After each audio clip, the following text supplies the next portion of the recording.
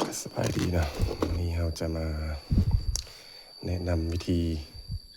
การเฮ็ดอินเวอร์เตอร์นะแบบง่ายๆแบบธรรมดาเนาะสำหรับผู้ที่อยากเฮ็ดนะผู้ที่อยากเฮ็ดจากนั้นแต่บ่ฮู้จะเฮ็ดแบบใดเนาะยกตัวอย่างผู้ที่มีหม้อแปลงแล้วเนาะเป็นมีหม้อแปลงเนาะมีหม้อแปลงจะเป็นขนาดใดก็ตามเนาะหม้อแปลงจะเป็นขนาดใดก็ตามเนาะจะเป็นรุ่นใดก็ตามเนาะเป็นรุ่นแบบนี้ก็ได้เป็นรุ่นแบบนี้เราจะรุ่นใหญ่แบบนี้ก็ได้เนาะแบบใดก็ได้เราจะมาวิธีการเฮ็ดเนาะหลายคนหลายท่านอาจจะอยากได้เนาะอยากได้อินเวอร์เตอร์แต่บ่ฮู้ว่าจะประกอบแบบใดเรามีหม้อแปลงแล้วเรามีหม้อแปลง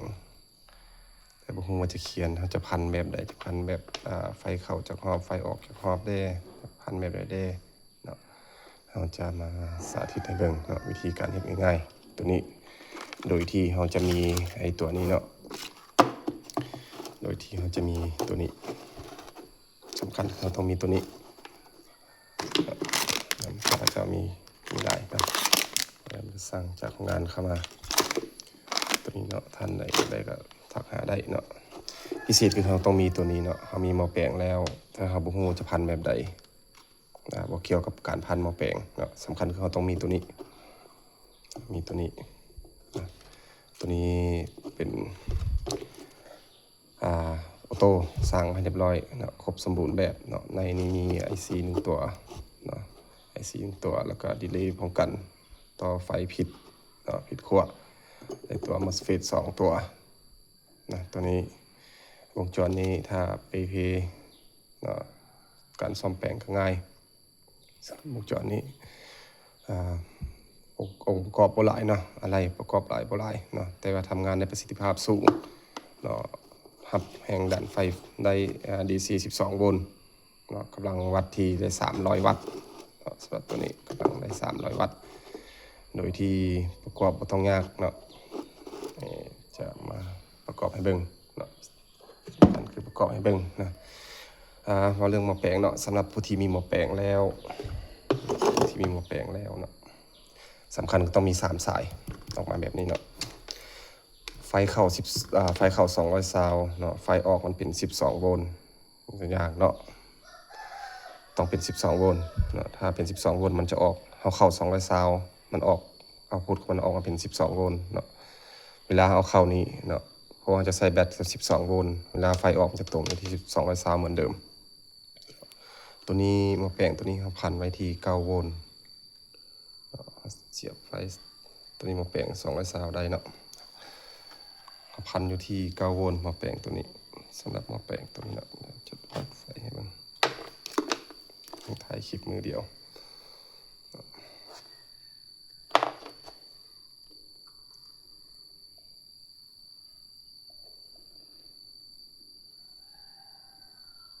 ที่9 โวลต์นะพอดีตอนนี้กำลังใส่ไฟหลายอยู่งานพอดีไฟหลุดได้จะถึงอยู่9 โวลต์แต่ว่ามิเตอร์มันจะขึ้นอยู่8 โวลต์เพราะว่าปัจจุบันกำลังใส่เครื่องไฟฟ้ากำลังใส่หลายอยู่เฮือนไฟหลุดได้220มีเท่านี้ไฟ220มีแต่200 โวลต์เนาะจากไฟฟ้าบ้านมันจะแค่200 โวลต์มันก็เลยขึ้นอยู่ที่8 โวลต์เนาะความจริงมัน9 โวลต์มาแปลงตัวนี้เนาะหลังจากนั้นเราจะมาเข้าที่บอร์ดนี่ให้เบิ่งเนาะจะเข้าที่บอร์ดนี่ให้เบิ่งว่าไฟมันจะออกมาเท่าใดเนาะนี่เป็นหม้อแปลง9 โวลต์เนาะยกตัวอย่างหม้อแปลง9 โวลต์เดี๋ยวเราจะเอาเข้าที่บอร์ดนั้นลองเบิ่งตอนนี้เราได้ประกอบเข้าแล้วเนาะวิธีการเอาเข้ากับบ่ยุ่งยากอย่างเลยนะวิธีการเอาเข้าบ่ได้ยุ่งยากบ่ต้องไปซับซ้อนอย่างไรเนาะแค่อันนี้มันสายกลางเนาะที่บอร์ดตัวนี้เนาะบอร์ดตัวนี้เนาะอันนี้ตัวไฟเข้ามันนะไฟเข้าเนาะไฟบวกไฟลบเนาะตัวนี้เป็นเบื้องเข้าหม้อแปลงสายกลางเข้าข้างกลางสายขอบเข้าทางขอบเนาะจะเบื้องใดก็ได้เนาะแต่ที่เป็นข้างขอบของมันเนาะสำคัญคือสายข้างกลางของหม้อแปลงมันต้องมี3สายเนาะสำหรับหม้อแปลง3สายเนาะ3สายแต่มันสายกลางเข้าข้างกลางเนาะสายขอบเข้าขอบไปตามนั้นเนาะเดี๋ยวเราจะมาทดลองเบิ่งว่ามันทำงานบ่ตอนนี้นะ ต่อเรียบร้อยต่อไฟที่แบต12 โวลต์เนาะ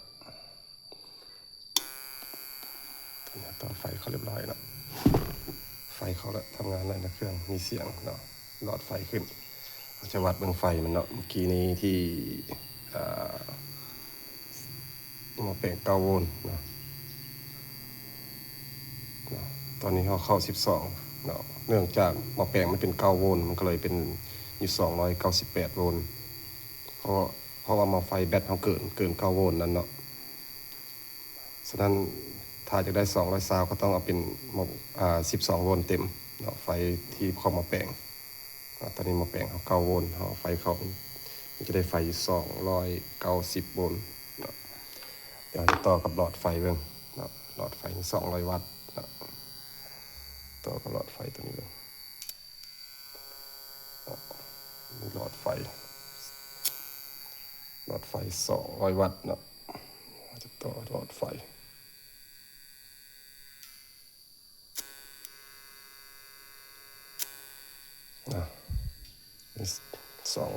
โวลต์กับหลอดไฟ200 วัตต์เนาะสำหรับเครื่องนี้ได้อยู่ที่300 วัตต์กำลังวัดของมันเนาะมอสเฟตบ่ฮ้อนเนาะมอสเฟตนี่บ่ฮ้อนสึกฮ้อนหม้อแปลงบ่ฮ้อนปกติธรรมดาเนาะ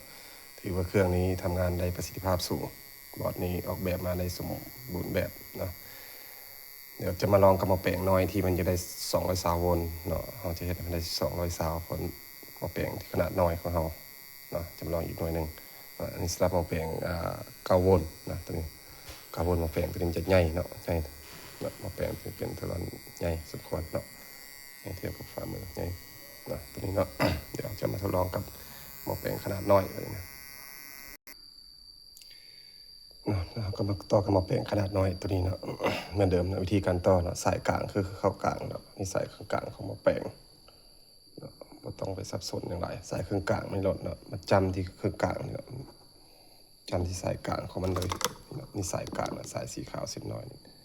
ของหม้อแปลงเนาะสายกลางมันเนาะสายเครื่องกลางของหม้อแปลงมาจำที่นี่เลยเนาะคือสายศูนย์เนาะจะว่าไปตามทางทฤษฎีของมันก็คือ0เนาะ0 12 12เนาะลักษณะของหม้อแปลงเนาะเครื่องกลางครับเครื่องกลางนี่เขาไฟเข้าปกติตอนนี้เราจะมาทดลองที่หม้อแปลงที่เขาสร้างไว้พอดีเนาะตัวนี้เดี๋ยวเราจะมาทดลองเบิ่งตัวนี้เขาสร้างค่อนข้างเฮ็ดหม้อขนาดน้อยเราพันแบบขนาดน้อยกระทัดรัดเห็นเป็นอินเวอร์เตอร์แบบใช้งานนั่นเนาะตอนนี้ต่อไฟเขาแล้วนะจะวัดไฟบนมีเสียงดังนะไฟจะขึ้นที่225 โวลต์ AC นะวัดไฟจะขึ้นที่224 25เนาะ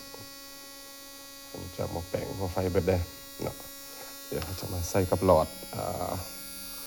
200 วัตต์ตัวนี้เหมือนเดิมนะจะใส่กับหลอด200 วัตต์นี่เหมือนเดิม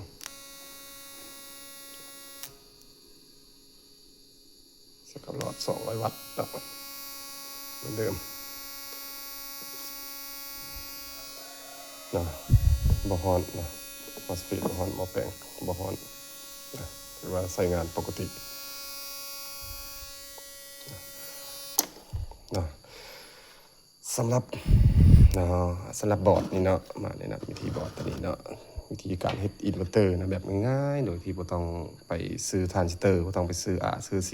บ่ต้องไปเขียนหม้อแปลง3 เส้น4 เส้น6 เส้นต่างๆแบบ TC หม้อแปลงทั่วไปเนาะถ้าจะเฮ็ดอินเวอร์เตอร์เพียงแต่เราได้ตัวนี้มากับหม้อแปลงที่มี3 สายออกมาจะเป็นหม้อแปลงอย่างก็ได้เนาะสำคัญคือเราต้องมีตัวนี้มาใส่เนาะมีตัวนี้มานะ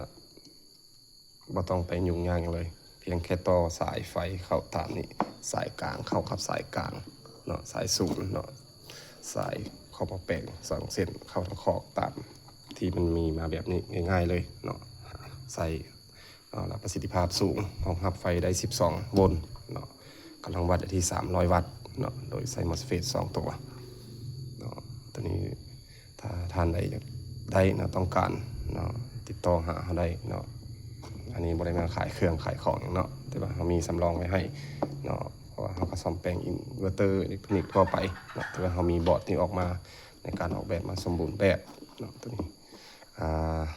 ราคาก็บ่แพงสำคัญคือราคาบ่แพงเนาะที่เราอยากได้อินเวอร์เตอร์อยากได้เครื่องไฟฟ้าอยากได้220อยากได้อย่างใส่พัดลมใส่อย่างดอกไฟต่างๆที่เราต้องไปซื้อเนาะเป็นพวกอินเวอร์เตอร์พวกอย่างต่างๆมัน